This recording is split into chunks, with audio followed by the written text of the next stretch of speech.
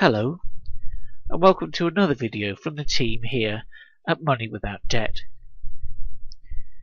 Today we look at why politicians don't seem to understand or address the serious flaws within our monetary system. In his Mansion House speech to the City of London in 2002, Gordon Brown said the following in glowing praise to the financial services sector. What you, as the City of London, have achieved for financial services, we as a government now aspire to achieve for the whole economy. To anyone with even a basic understanding of modern money, the astronomical amounts of bank credit, the green line in this graph shows its explosive rise, that were responsible for so much hearty cheer in the city back in 2002, were not economic alchemy, more a recipe for economic disaster. But in the midst of a credit-fueled boom, it was hard to find any politician or commentator who was out of step with the warm congratulations being showered on the financial sector. 6 short years later, the full scale of Gordon Brown's folly became clear. The private banking system came within hours of total collapse, and only bailouts using staggering amounts of public money prevented depositors losing all their savings. It has since become clear that the vast sums of money lent into the economy were not even directed towards productive business, but were instead pumped into property asset bubbles, high-risk speculation on the financial markets, consumer spending, and credit card debt. Given the amounts of money lent and the reckless nature of what it was loaned against, it is no surprise whatsoever that the UK economy has been left dangerously over-leveraged, with rising sovereign debt, rising personal debt, sky-high house prices, and an unbalanced economy that is ill-equipped to start paying back all the debt money and interest we now owe to private banks. What is even more astonishing than the failure of the political establishment to foresee the all-too-obvious end to the debt money boom has been their response to the situation we are now left with.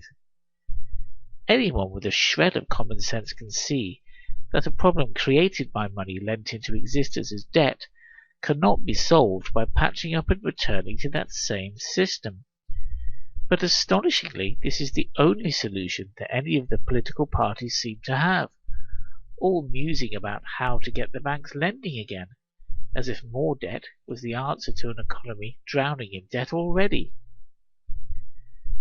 The policies of budget cuts and austerity being adopted by the current UK government and many others across Europe are stupid and self-defeating. In a system where the overwhelming majority of money is created as debt, debt repayment inevitably reduces the money supply, sending the economy into recession. An economy with rising unemployment and recession cannot sustain a huge debt burden, and the debt will rise instead of fall. In a debt-based monetary system, there is no alternative to debt. To pretend otherwise is clearly foolish.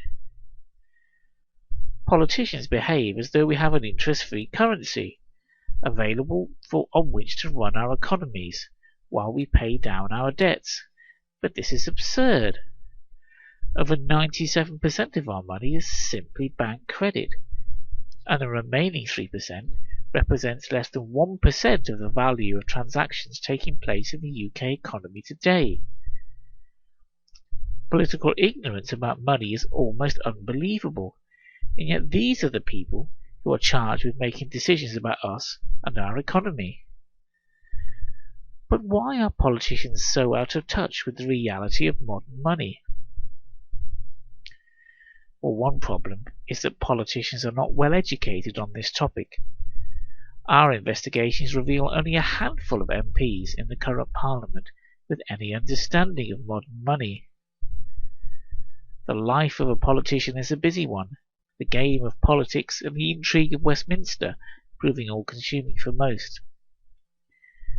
Very few politicians have the time or the inclination to properly research how our monetary system works, preferring to rely on the advice of experts. And as we have seen, mainstream economic orthodoxy is a very poor guide to our debt-based money supply.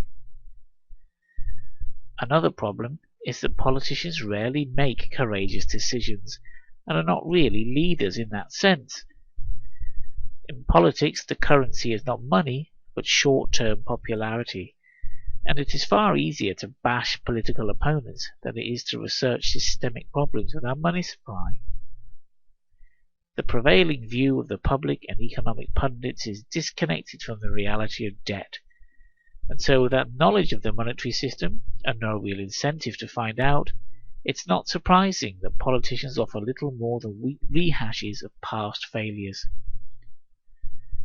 Compounding the problems of misinformation and public perception are the lobbying activities of banks, who spend small fortunes ensuring that their voices are heard above all others.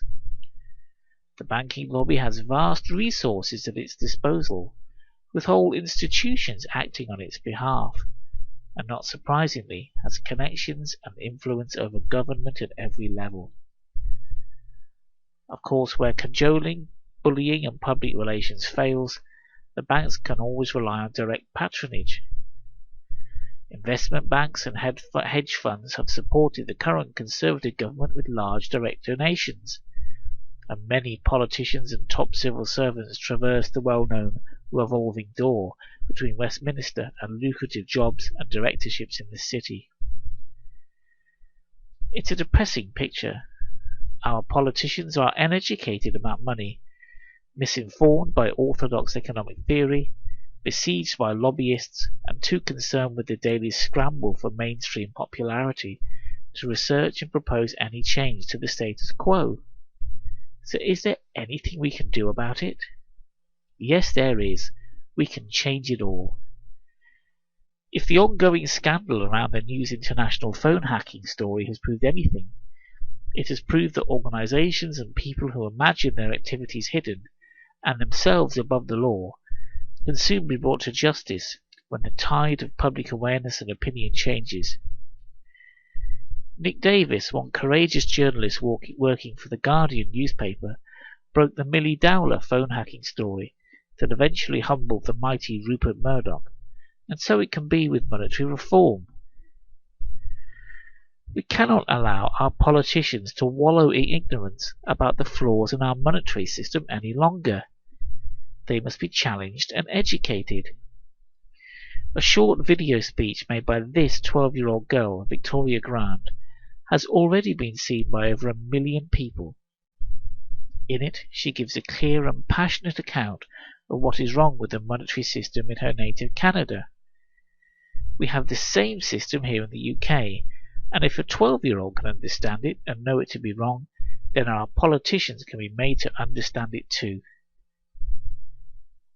Everyone who cares about having a sane, sustainable and just society must spread the word far and wide that our money supply has been privatized by stealth for the benefit of a tiny elite. When the tide of public awareness about money changes and public opinion starts to loudly demand reform, the politicians will fall into line, as they always do. We here at Money Without Debt believe that we only get the politicians and political parties we deserve.